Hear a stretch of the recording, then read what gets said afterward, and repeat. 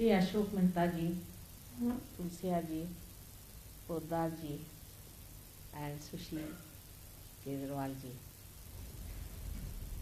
and the ladies who are very beautifully comparing this program. I am very thankful to all the lions who are present here and to all the Sahaja Yogis who have come all the way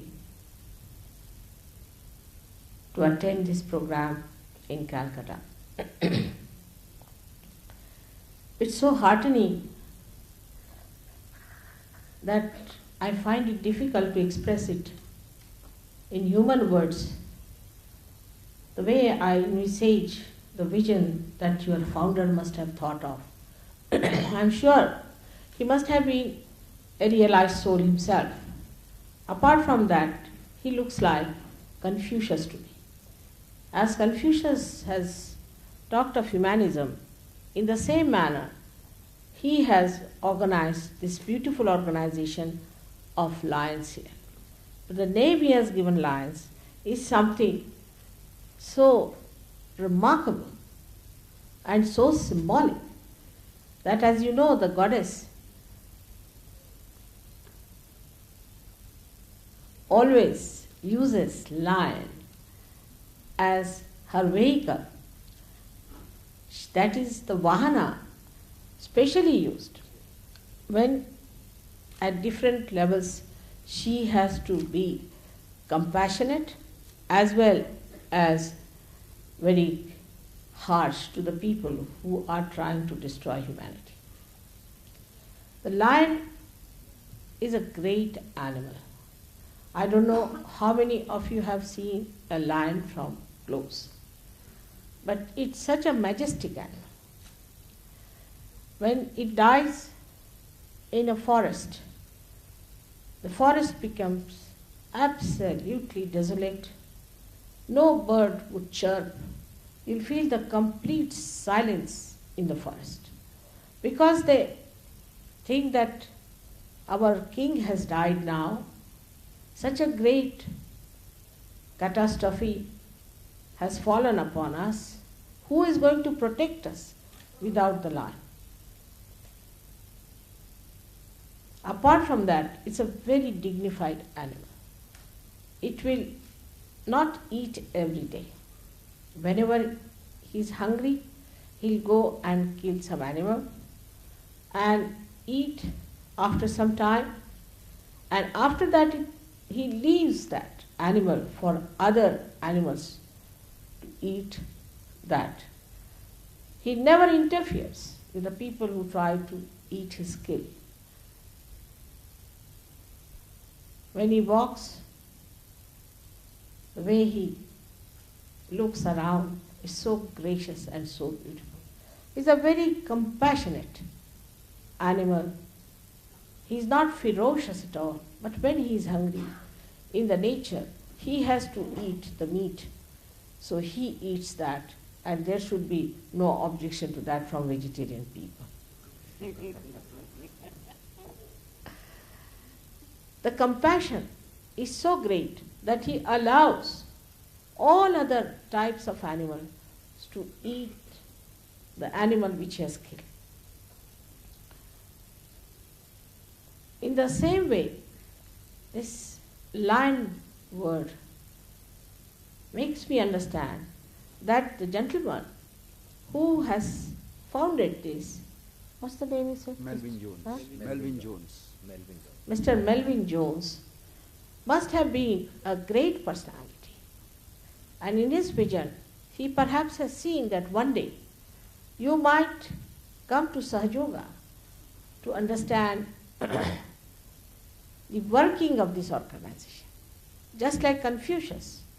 Confucius wanted to establish a quality of people, a category of people who would have a feeling for others, as we say in Samajikta, or the public-minded people. Mostly human beings are selfish. They live for their families At the most they may live for some relations of theirs. But some of them are of a category who rise above that limited sphere and become conscious about the needs of the society. Now when we see somebody dying or getting drowned in the sea, we find somebody jumping to save that person. In that case, who saves is not that person, but the collectivity that is within this gentleman. He feels something of his part and parcel is getting drowned, and he must save that part and parcel, so he jumps to save that. In the same way, in the fire, in any catastrophes, when we find people dying to save others, we can explain that innately we are collective beings. Within us, there's a collective feeling. And when this collective feeling is expressed in this manner, you prepare grounds for divine to work through. Because divine is something that is absolutely collective. For example, we see that ether is spread out everywhere, and if I am releasing a lecture here, you may hear it even in London. This ether itself has a principle which can be enlightened. Every element has a principle or the causal which can be enlightened. And when that is enlightened, the collectivity within us, if it is enlightened also, it reacts and it helps and condones, nourishes whatever a collective personality wants to do. Through Sahaja Yoga, what happens to you? That you become a collective personality. You are, in a way, but in a dormant state, in a suptavastha. But when the Kundalini rises through you, you become a collective person who is enlightened about.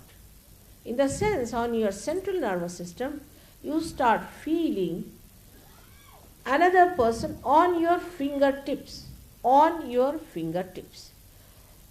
That is a very good phrase also in English language, that on your fingertips you can feel yourself first of all, that is your own centers, and you can feel the centers of another person. Now for that, you need some decoding. What I am doing is just I am decoding it to tell you that this center means this, and this center means this, and this center means this. All this works out spontaneously because it is a living process. Now we have become human beings. Who has made us human beings from the animal stage? What energy has made us this? We scientists must try to find out. If our attention goes to that, then we will realize that spontaneously it has worked out. Sahaj. It has worked out Sahaj. We never even felt that we were coming from animal stage to this stage. And then the question must be asked, why are we human beings? What is the purpose of this very well planned evolution which started from the stage of carbon to this stage? What was the ultimate? Where did we have to reach? And here we have to take advice or recourse to those great seers we have mostly in our country and in many other countries. According to timings, people had to talk about. The times were there when they could not talk about Kundalini because people were not so much in a receiving stage. There was no so much maturity, there was not so much understanding. That's why you find most of the saints have been tortured, poisoned, or killed. If you look at Muhammad Sahib, he has said it very clearly in the Quran that at the time of Qiyamah, that is the resurrection time, your hands will speak and your feet will speak and they will give the witness about you. That means at the time of your last judgment, you yourself will be giving witness about yourself. Now when he talks about resurrection, he has talked for so many pages, but nobody wants to listen to that. What they want to listen to is that when the doomsday is going to come. Because of this kind of an attitude towards religion, that to use it to suggest that one has to be frightened for the doomsday and put this pressure on their head is a very wrong attitude. After all, this whole universe is created by God in His compassion and love. And it is more than anybody else. He is worried about His own creation.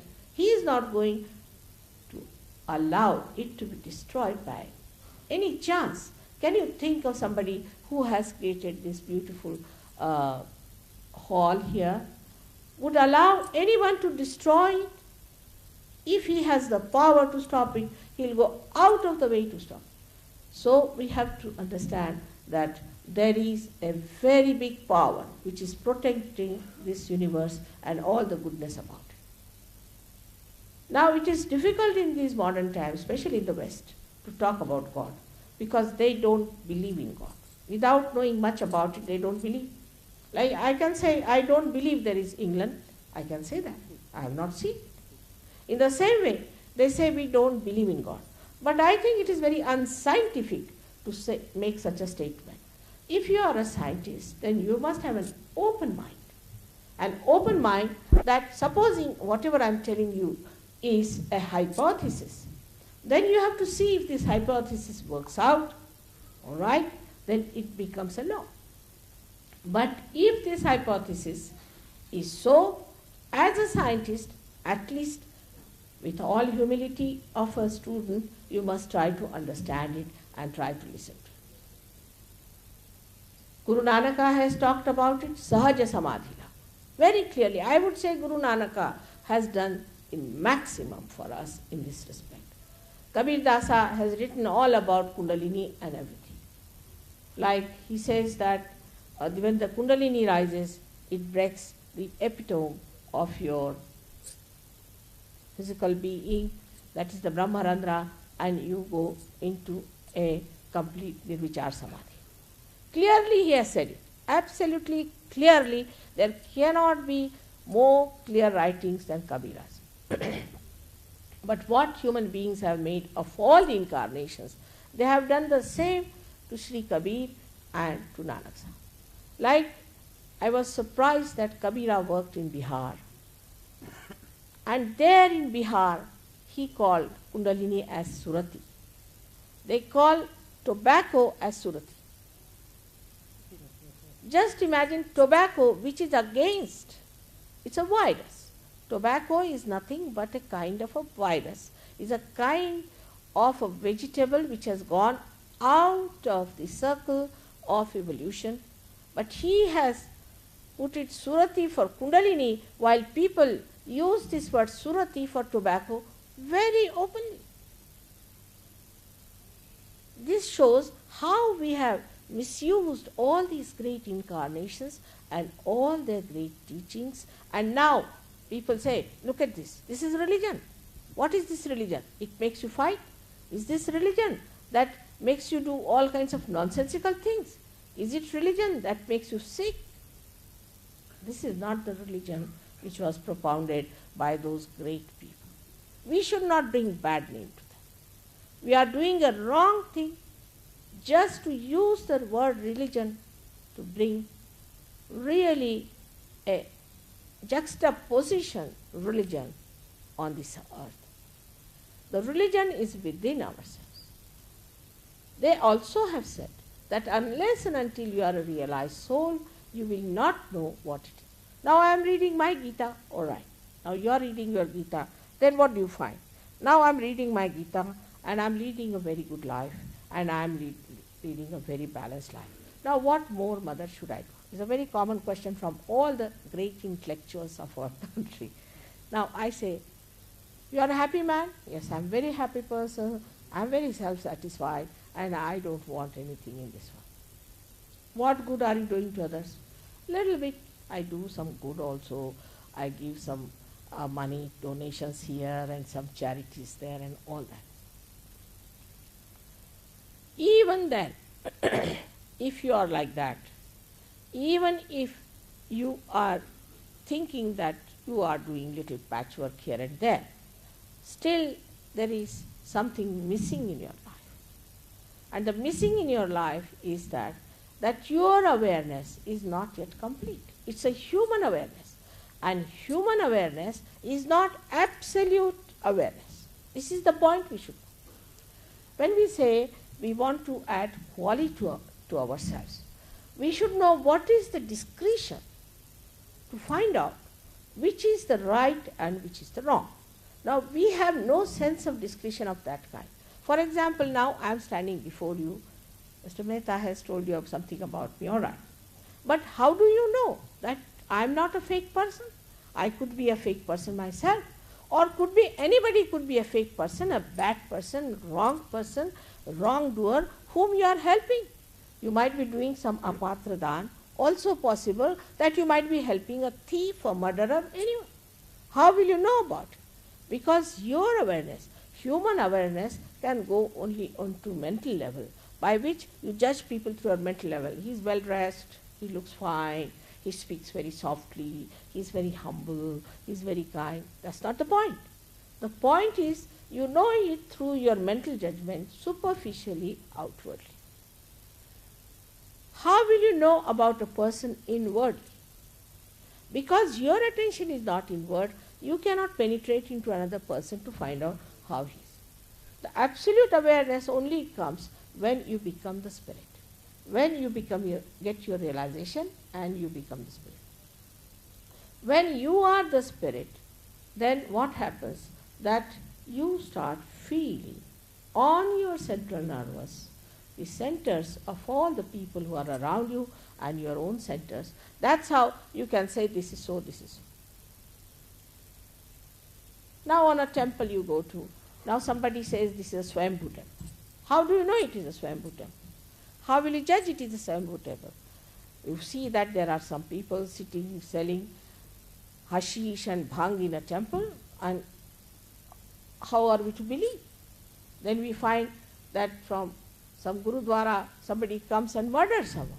Then we find from the masjid people come and do all kinds of wrong things. What is this? Then how is it that we have to believe in God? And these confusions create an anti-God feeling within you.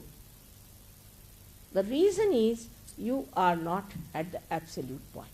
And the absolute point is your spirit, which gives you the absolute truth. And there is no compromise with it. No compromise. I mean, if somebody comes and asks me, "Mother, what do you think of such and such gentleman who is a guru or something?" I may not say anything about the person because, you see, that time it's better to keep quiet. But if it comes to the harming of the person, I'll tell that person, whether they like it or not, openly, that this man is a devil. I have to do that. I'm your mother and I'm not going to tell you lies. There is no compromise, like you will see in Christ's life, when there was this Mary Magdalene who was a prostitute. And Christ has nothing to do with a prostitute. He was an absolutely the purest and the holiest. But when people started throwing stones at her, he came up with that courage of truth, and he stood before them and he said, "Those who have not committed any sin can throw stones at me." And they all dropped the stones. This kind of courage only can come when you know that you are standing on the truth itself. And the truth itself is the nourishing factor within us, which nourishes us, which gives us the real quality of genuineness. That you believe in the truth. There's no doubt about it, because you see the truth acts, it works, and it loves. This truth is in you. Through Sahaja Yoga you will find flows like Chaitanya Lahari, as they call it, or you call it as vibrations. But you have to little bit know about them, what are these. This is the all-pervading power of God that enlightens everything. It will enlighten even a little lamp if you have. You will be surprised if the enlightened light is there, then you put a hand towards it. Supposing you are suffering from cancer, take a position of cancer. How will you find out you have cancer? With Sahaja Yoga you can easily find out. If you see, when you put your hand towards the photograph, you will find all these would be burning. All these would be burning. That is, these centers will be all burning. That means in the void there is a catch. If you put hand to a candle, just to the candle, that's all in my photograph of course, and you put your left hand towards the photograph and put your right hand on the Mother Earth. The Mother Earth will suck in that which is Jada in you, because she is the one who absorbs that. You put the hand like this and you can cure the cancer. Now you may think that, Mother, it looks very simple. It is very simple. When you go to the fundamentals, it's very simple. The complications come later on. Cancer is caused, for your information, is by some sort of an attack from the collective subconscious. Now on our left hand side, we have got our subconscious and a collective subconscious. Freud he was a half-baked person, absolutely half-baked.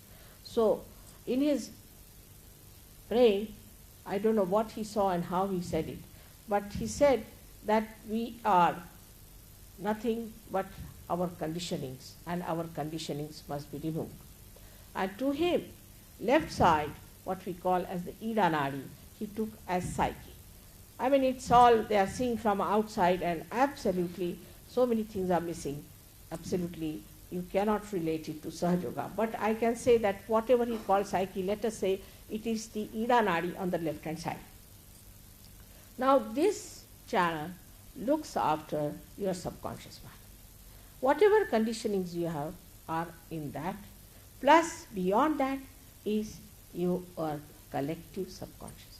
Whatever has died is there in the collective subconscious. Now when there's an attack comes from this collective subconscious, anything that is dead since the creation is there within all of us. So whenever it is attacked from that, what happens that it triggers a person's malignancy, because the person is using too much of his energies. I would say, this is my left hand and the right hand. There are two nadis. One is the left side, another is the right side. The left side nadi is the one called as the Ida. This is the Pingala nadi.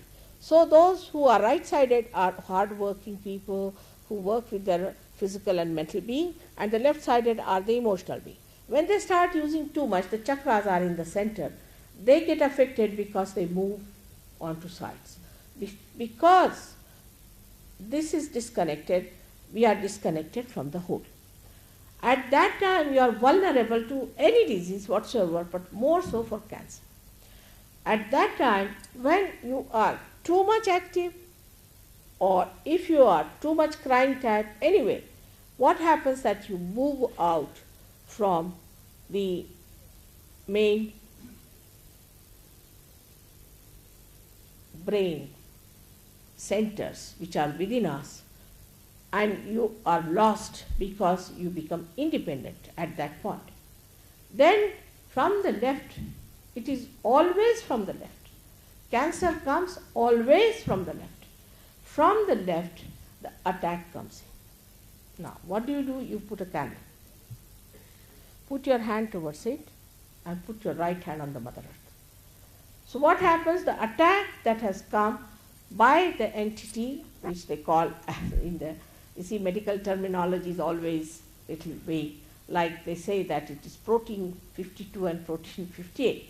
But we call it in our languages as bhoot, as something that is dead, that was created in a way that died, but it is still existing in the collective subconscious. And the hand will start showing you. It will be surprising that the candle will go on flickering. It will make also sound, cut, cut like that. You can see it clearly happening. And then the cancer is cured. Now it looks too much. I went to a cancer hospital the other day to see some patient there. This fellow had a galloping cancer. He had a bone marrow cancer. So I told him, was there any accident or anything? They had forgotten about the accident, then just remembered, yes, there was a serious accident. I said, that's how he got it. When you get a shock, you are thrown on to the collective subconscious. It might be through somebody who mesmerizes, somebody who tries to give you some sort of a mantra, or could be some sort of a wrong guidance in religion. We call it anadhikar cheshta. We can say the unauthorized behavior of someone towards God can cause this problem, that you are sucked into the left subconscious and you get it. Now, if your attention can be brought in the center, that is lost, that is finished, and that's gone, and you are cured of your cancer. It's not a difficult thing to do. But in that, now the gentleman whom I went to cure, I saw him and I said he's not curable and he's going to die very soon. The reason is, when I had met him before 3-4 times, I told him, you better take your realization. His wife took it. But he was an intellectual, he used to always argue with me. He said, how can it be possible? How can it be that easy? I said, supposing I say here is a diamond and you can have it free. So will you refuse? You'll take it? You'll definitely take it. Not only you, but people from Australia will fly out and take it. In the same way, if I am saying, it is so simple, why don't you accept? He said, how can it be simple? It should be difficult. One should pay for it. I mean, just imagine, how much are you going to pay for it? This is the concept that is in the intellectual mind, that the one who makes you work hard, makes you run about, and also takes a lot of money, is the real guru, is the real man who can give you what you want. It is a spontaneous living process which acts. But he would not accept. He was just arguing with me, and he said, no, it cannot be that simple. I am reading Gita, and in the Gita there is no mention of Kundalini. Naturally, that was not the time. Krishna talked about it in the place where there was a war on, and he was talking to Arjuna. There was no time to talk about Kundalini. So he didn't talk about it, but he did say that you are to be born again. You have to become that. He suggested that. But when Ganeshwara wrote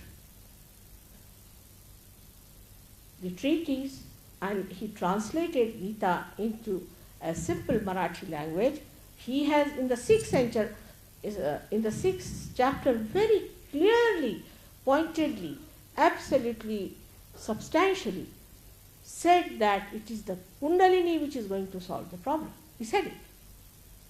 Now, when he said that, the people who are in charge of religion said, 6th chapter, you are not supposed to read.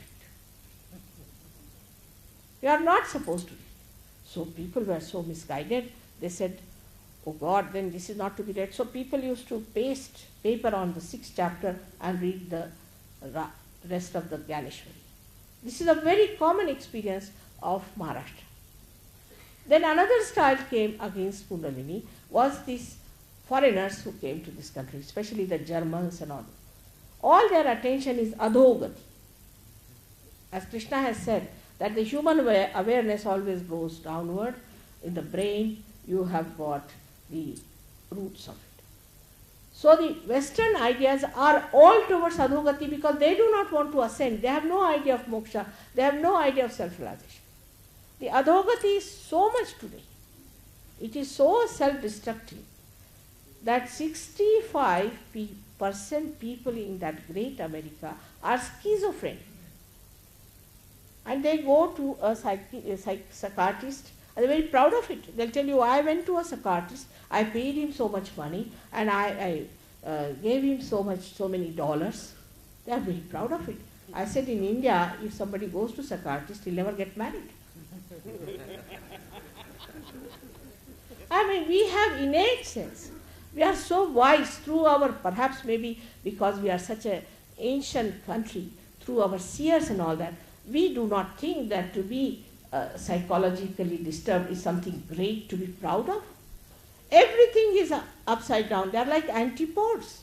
There's nothing to learn from them. If you see their ideas, you'll be shocked. Now I have lived there and I feel that this country is not only a yoga bhumi, but the people who are born in this country are real yogis, must be the great people of great punyas. Otherwise, why these people could not be born here? There are some great people born there also, but they are hankering after India. When they come to India, they touch the Mother Earth and put it to their head. They can feel the vibrations. We are not aware of what we have got. Where are we born? The other day only I read about Rabindranath ji, who wrote a beautiful poem about that the mother of India is now awakened. Come to the shores of India from everywhere. Such a great poet has written about Sahaja Yoga. This Calcutta itself is a very great place where Devi had come and is what we call, according to our Sahaja Yoga, is the center heart here, the sternum bone of the universe.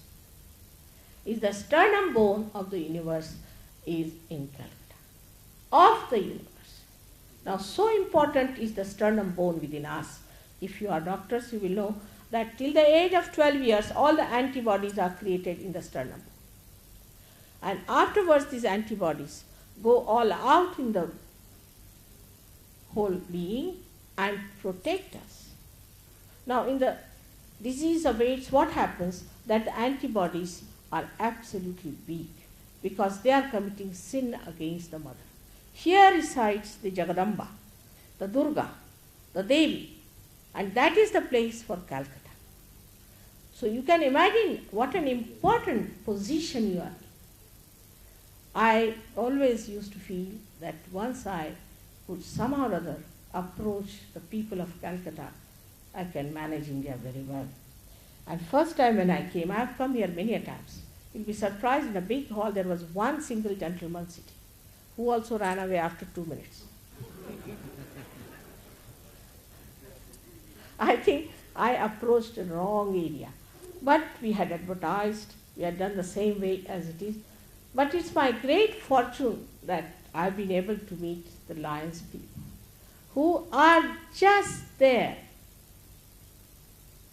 to take up the Shakti, the divine Shakti within themselves. They are just a special category of seekers, a very high quality of people. Now with this Sahaja Yoga, what will happen? You will not feel you are doing anything. Now supposing this is my hand, I know, and this is my hand, I am aware of it in my collective consciousness, then what happens?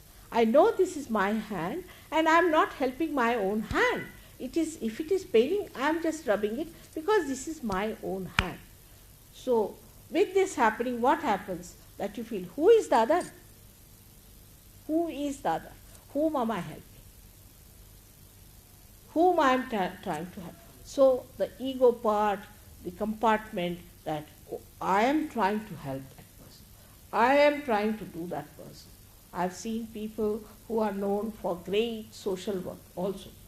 And they have got peace, prizes, this, that, big prizes. But such ego that I have seen them jumping from here to there and there to there for a little thing like a suitcase. That means inside there's nothing.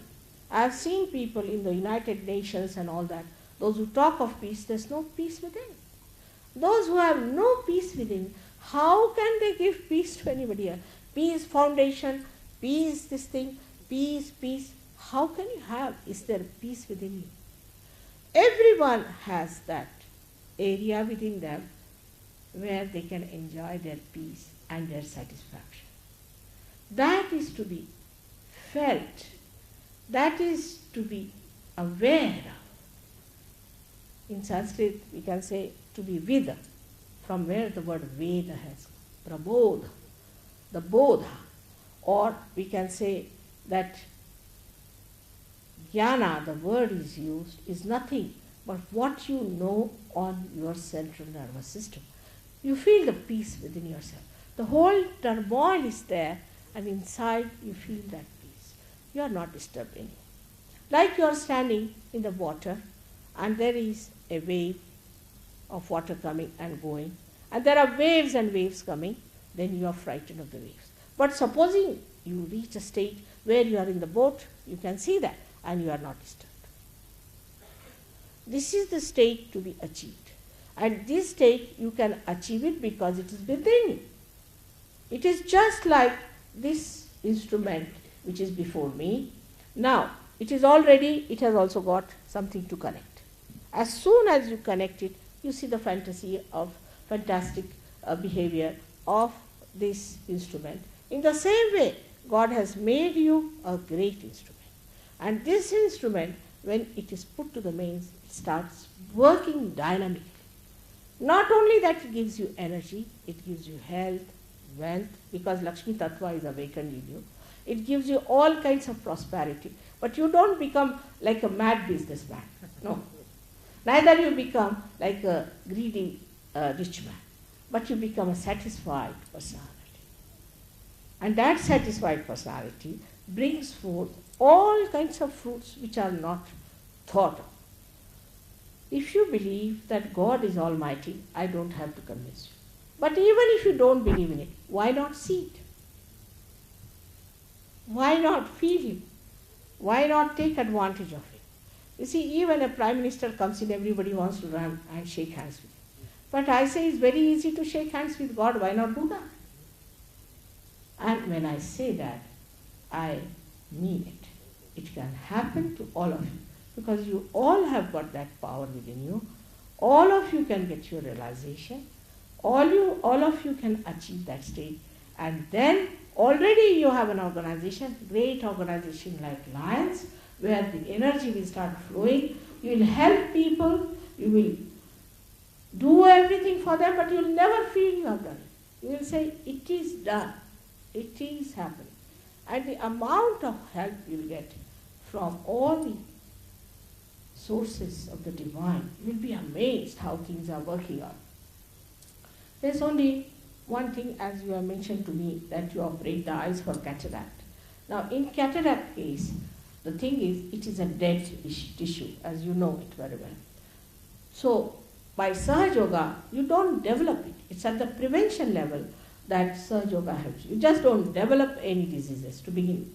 As your chairman was saying to me, that they are thinking of having a school in the school, and also they want to start it at that place where there are children. And I think that is the best idea. So the children don't get into any troubles, they become realized souls, and they can help you. This is the best idea, is to give it to children. But even to other people, if you give them realization, they cannot get into diseases, they cannot get into mental problems, and the whole personality will be awakened in such a way that you will know that you are part and parcel of the whole.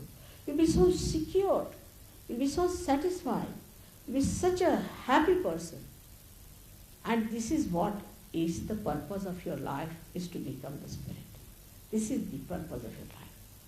Now the questioning can be many. With the mental activity, people have too much questioning. Like in England especially, or other places, they ask me, Mother, why should you do it? I said, you better do it. It's a very good idea. Because, you see, to do this, I have to run about too much sometimes. You see, I have to neglect my family also. So it's better you do it. But supposing this is what is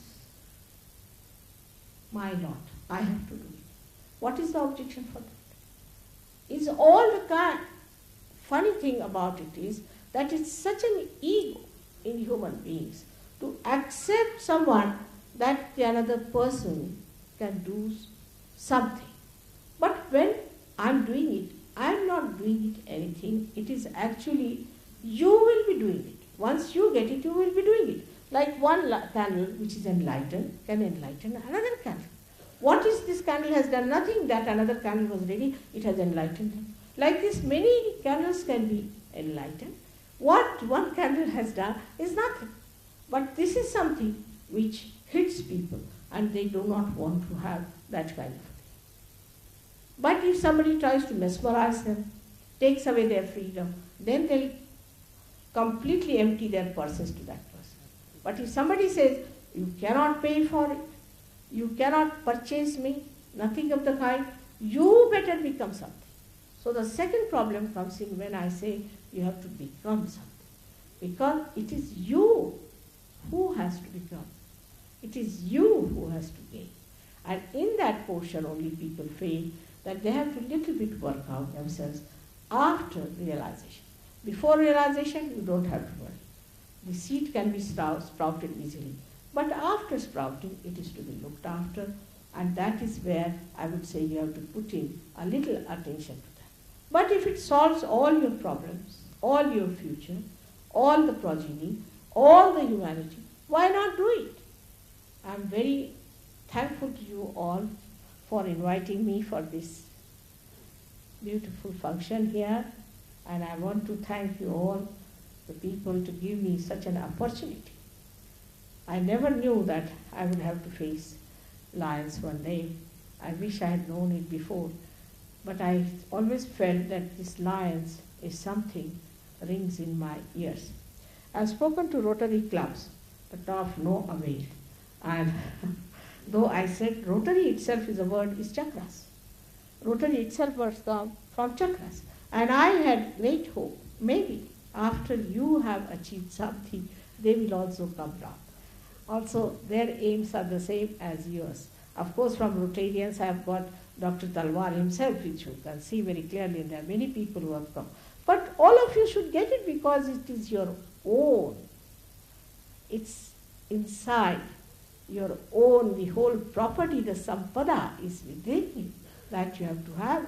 Only thing what I am doing is to give you the key. That's all is my job. I hope all of you will have that much wisdom and that much understanding about Sahaja Yoga, and that you all will get your realization. May God bless you.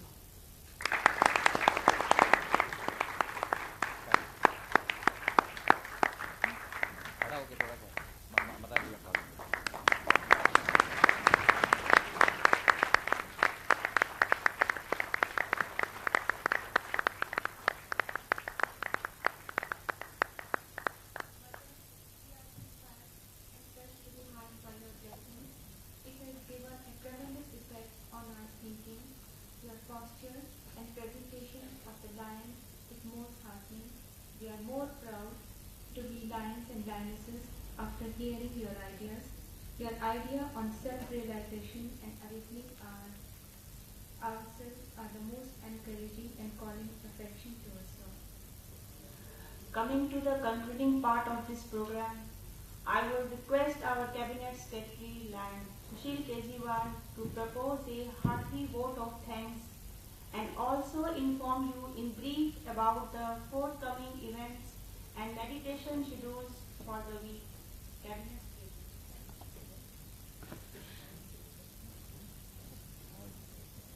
Her Holiness Mataji Shri Nirmala Devi, you have put lions on a great pedestal by your frank and candid feeling, and I must put my hearty thanks for this faith on us. On behalf of Lions Club of District 322B, we welcome you, Mother, with open arms, with open hearts.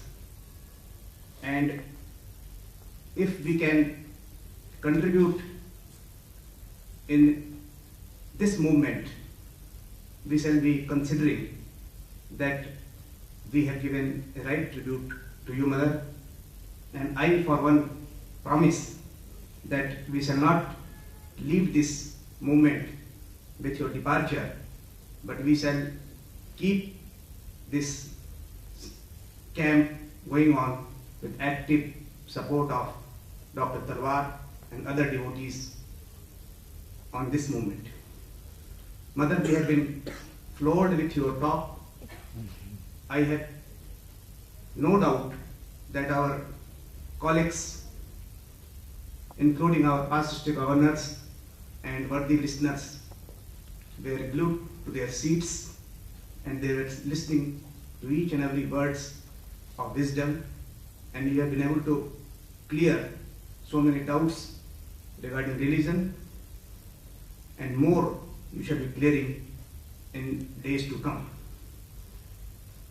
At airport we could see a ray from you, the vibration when people gathered around you.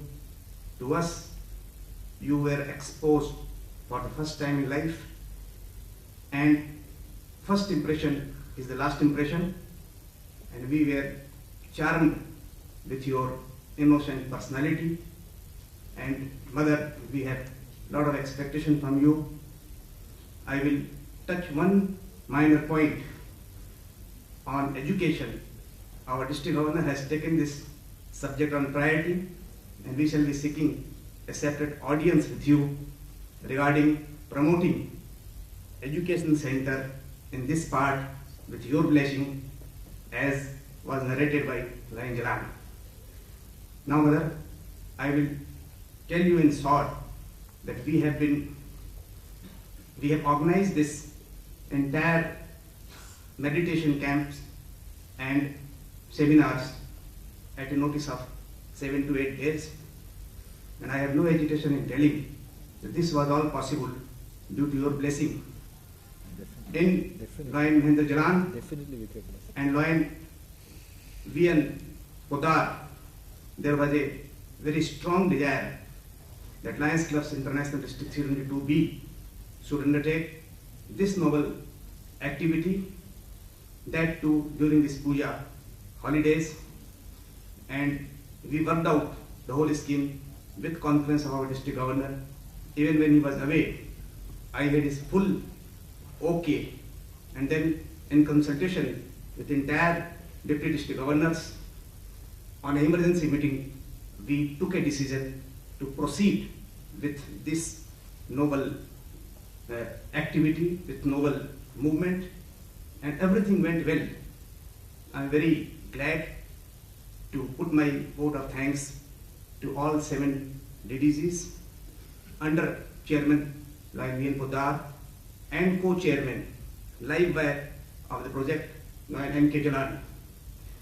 In addition to this, active lions who were involved and engaged round the clock were Lion Bajrang Gang, Lion R.K. Agrawal, Lion Suresh Mundra, Lion Ravi Lohiya, and others. I am sorry if I forget some names.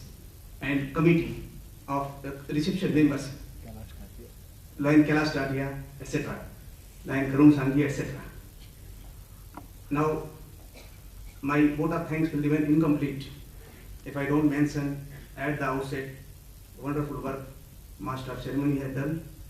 They were caught again at 11th hour, and it was a couple of our working mother. They produced this result with help of Lioness Chairman alone, Lion Bajrang Gang. Beautiful talk by our international director. I mean, one of the few talks we have heard today.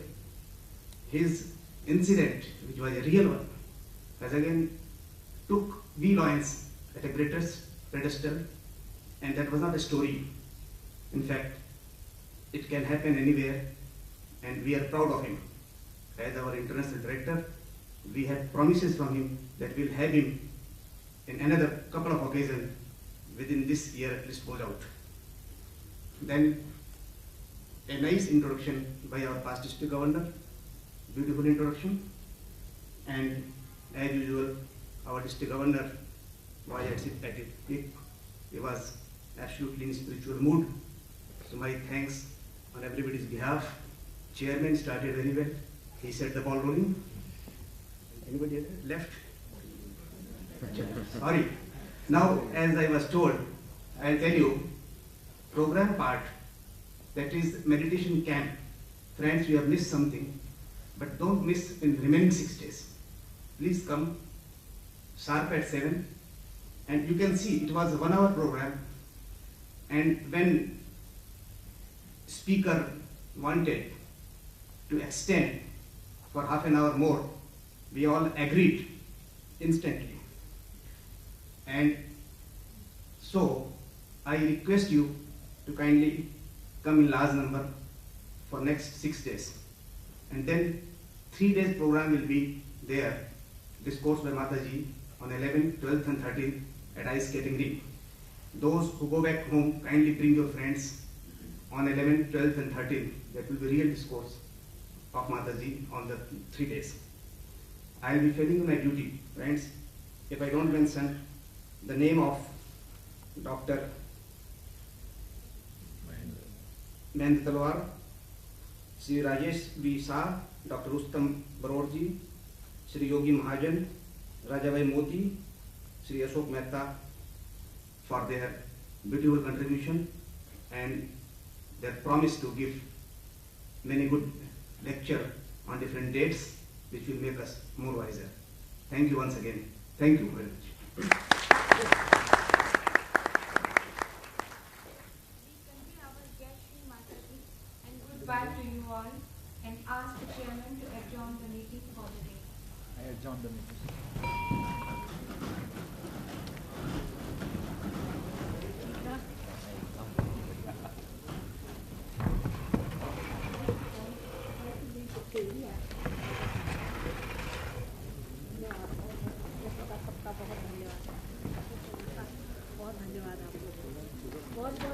Congratulations. Very good.